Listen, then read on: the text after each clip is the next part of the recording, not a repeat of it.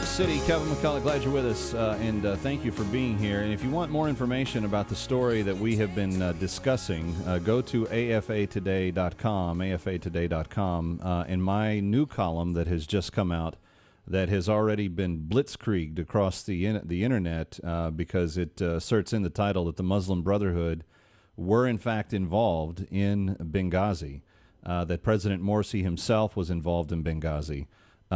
Is something that it's pinging on a different level of the internet than some of the previous reports, and so we're hoping to draw as much attention to it as possible. If you could forward that to every person you know, and especially anybody you know that works in the business of journalism, it's an important story for us to understand that we have given military technology, including fighter jets and Abrams tanks and all kinds of other things, to a man that was now uncovered to have been funding and planning and helping logistically carry out the Benghazi attack against our consulate, against our ambassador, against our Navy SEALs, against our Air Force airmen.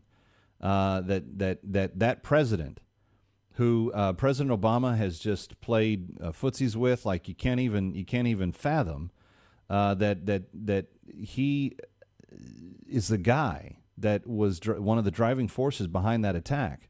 And we have yet to respond, and we have yet to do anything about it. Friends, call your congressman and send them the article. We need people looking into this. I list about 15 questions in this column that I desperately want answers to from those in elective office. And if our congressmen and senators can start asking those questions in hearings, I'm fine with that. If the news media will start asking these questions on air, I'm fine with that. But the administration deserves to be held accountable, and they deserve to give us answers to these questions. They are important questions. You can get that column at afatoday.com, and you can see it for yourself. All right, today is another day in which I had the opportunity to sit down with a friend. This was about an hour before showtime today. But Lila Rose, who is just a wonderful, delightful, sweet human being, has dedicated her entire life to ending the plight of unborn babies dying as a result of late-term abortion and abortion on demand. And she has released a new film in her short film series called Inhuman. And it's all over the internet today, and it'll be linked at afatoday.com. You can see it for yourself. This one deals with whether or not people are being honest when they say to women who are coming in seeking a late-term procedure, if in fact the baby will in fact feel pain. And some of what she reveals on this recording from the undercover investigator is quite telling. But she sat down with me just moments before we were on the air, and we had this conversation. So please pay attention. This is Lila Rose here on AFA Today.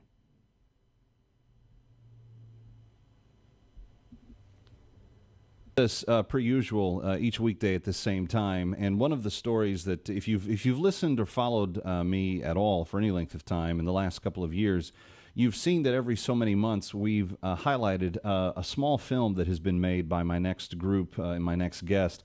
Live Action is the name of the organization, and they have been tracing the kind of the underbelly of everything about the hideous nature that is the abortion industry. And I am really touched that someone has the commitment to go through with the making of these films, given the type of content that is uncovered in these undercover investigations. The lead journalist in this effort is Lila Rose, and she's the head of liveaction.org, and she joins us now from D.C. And Lila, it's good to see you, even though it is a bit of a stormy day on the East Coast, both in your city and ours. Yeah, great to see you too, Kevin, and great to be on. And yeah, it is stormy, but that's DC for you. I'm a California girl, so I'm getting used to this East Coast weather. Right. Well, and speaking of stormy, let me get your initial reaction to the Kermit Gosnell trial, because you and I have not talked since that came to an end. But satisfied with the result of the outcome there? I think it's a huge step in the right direction to convict this abortionist, Gosnell, for the horrors he committed against children, for the 2 murder convictions that he received. However, it just shows the schizophrenia, Kevin, of our society, because this same abortionist, Gosnell, in his Philadelphia clinic, was killing countless children Mm-hmm. in utero. At the same age, he's convicted of murder for killing that same child outside the womb. So it just shows the inconsistencies in our law that protect the child outside the womb, which is great. We need to protect all children, but does not protect that innocent child inside the womb from the barbaric, atrocious abortion practices which are waged against them. I mean, the ripping off of their arms and legs, the injection of poison into their little hearts. I mean, these horrors that we commit against children that is completely legal in this country. So I think it's really a step in the right direction, but we need to call for an immediate end to these barbaric practices. Well, and the reason that I start with that question is a very simple one, Lila, because some of the people that you've been investigating through your Inhuman video series, a series of short films that I believe are worth Pulitzer Prizes. I think they're just that good of pieces of investigation. But the sad nature of the Kermit Gosnell trial and what you're investigating is that many of them are practicing the same types of practices, and even members of Congress fail to distinguish the difference between what's going on in the clinics you're investigating, the supposedly respectable abortion doctors, and Kermit Gosnell, who now they all label as a monster. The truth is there's barely a line of difference at all.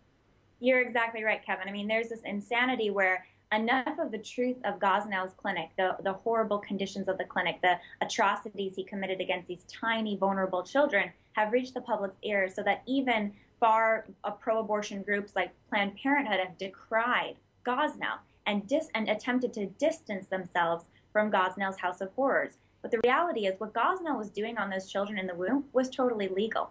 And it's happening all over our country. And so Live Action's investigation documents this in a series of abortion clinics, a series of abortionists in a series of states that shows that these inhuman practices, the torturous decapitation, dismemberment of these unborn children is the status quo in the abortion industry, and it's defended by the same groups who tried to distance themselves by Gosnell. Right. Again, that's why we have to call out the pro-abortion politicians like Nancy Pelosi, Harry Reid, and the others, President Obama, who are defending the horrific actions of abortionists in this country.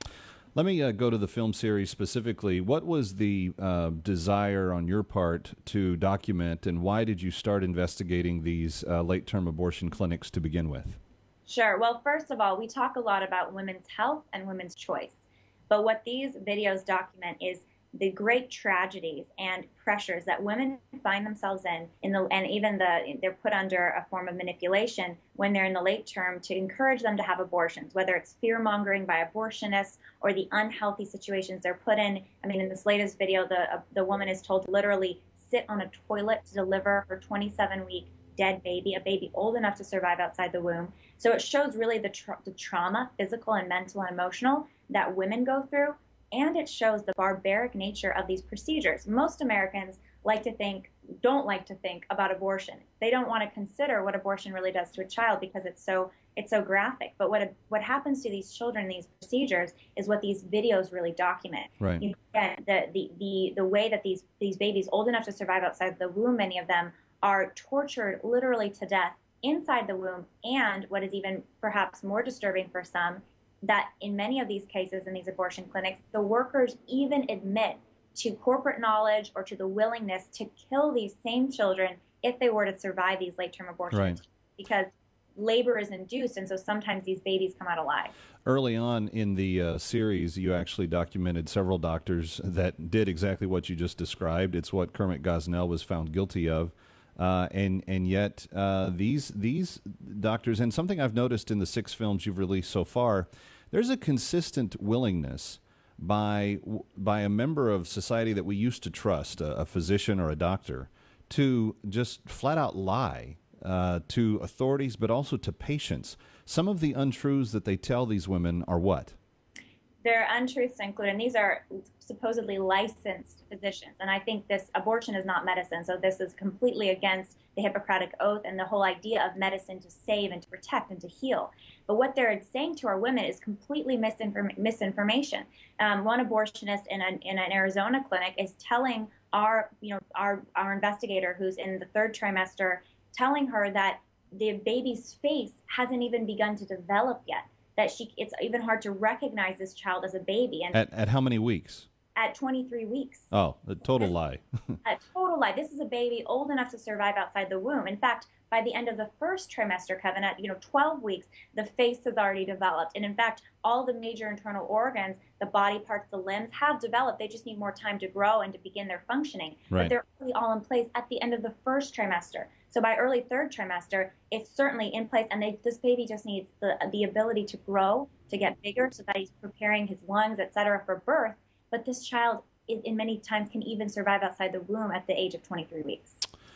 The other element of the videos that you have been releasing, and this newest one is no exception to this, is that you kind of pull back the mask on some of the practices that are maybe not well known. And in this particular video, this time the doctor is caught telling the patient that the child probably won't even feel any pain. Does it astound you to the degree that these practitioners have to go to divorce any element of truth from what they do to the women that are seeking help from them? It shouldn't surprise us that abortionists, so-called physicians who are willing to tear apart a living, moving baby in the womb and sometimes outside of the womb, would also outright lie to the women that they're being paid thousands of dollars by for these barbaric abortions.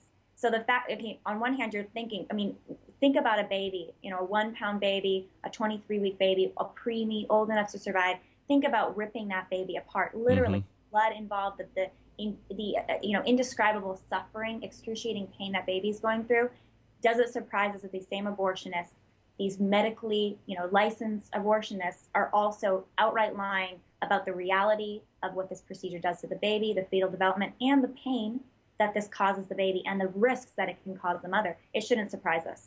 LiveAction.org is where you can see these films and connect to them and share them and give them to your friends to watch. I will link this newest one, as I've done all of them, to the Facebook and social media feeds this afternoon. And I hope that if there's anything about this conversation that in the least bit bothers you or intrigues you, I hope that you will go and see the good work of Lila's crew.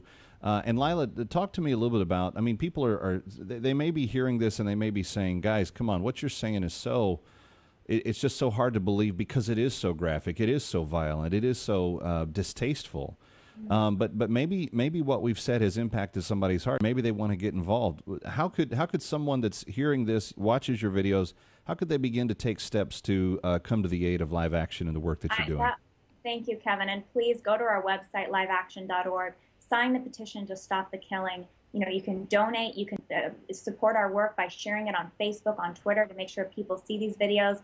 Sign up to get our emails, promote those. We do activism events and local rallies in many communities. So get in touch with us that way, and make sure you're supporting the complete defunding of the abortion industry. The first job to end these atrocities is to make sure that the government is no longer complicit. Our tax dollars are no longer complicit in funding it. And we fund Planned Parenthood at over $1 million a day. They're the abortion leader. Yeah. They're advocating and lobbying for these barbaric practices now in Texas with what's happening there and all over the country every day. So we need to make a strong stance first to separate ourselves financially from the abortion industry, and then to shut down all of these clinics and make these practices unthinkable again in our society. The bottom line is, Kevin, we cannot have the America that we cherish and we dream of, the liberties that we hold dear, if we're not protecting the most fundamental right for the weakest members of our society, our unborn brothers and sisters. Yeah. And if we're allowing these barbaric practices to be levied against our most vulnerable children, how can we expect to protect anyone else? That's why we have to put an end to these practices immediately. Yeah. Her name is Lila Rose, and she a talented filmmaker, but using those talents to advance the cause of protecting human life. And Lila, it's always a pleasure to have you with us. Thanks for coming back, and keep us informed as to what's going on in the near future. Absolutely. Thanks, Kevin. All right. And we're back in the studio live here at AFA today. Kevin McCullough, glad you're with us. No exaggeration in anything that Lila talks about. It's the real story, friend. These particular medical practitioners, I don't like to call them doctors, even if they have a doctorate, degree. These people that practice butchery of unborn children, If Nancy Pelosi was speaking to a group of journalists just a couple of weeks ago, and someone asked her, what's the difference in what Kermit Gosnell did in his horrible clinic in Philadelphia and what these other late-term abortion clinics do? She could not, number one, tell you the difference between the two, and secondly, she could not, for the life of her, even countenance the thought that it's the same thing. And yet what Lila's film series has shown in every episode, and I think all of them are still online, go to liveaction.org. You can view them for yourself. It's called Inhuman. But every one of them details medical practitioners lying to women that are seeking help to tell them things that are untrue about pregnancies that they are saying are not real children. They don't have their face formed after 23 weeks.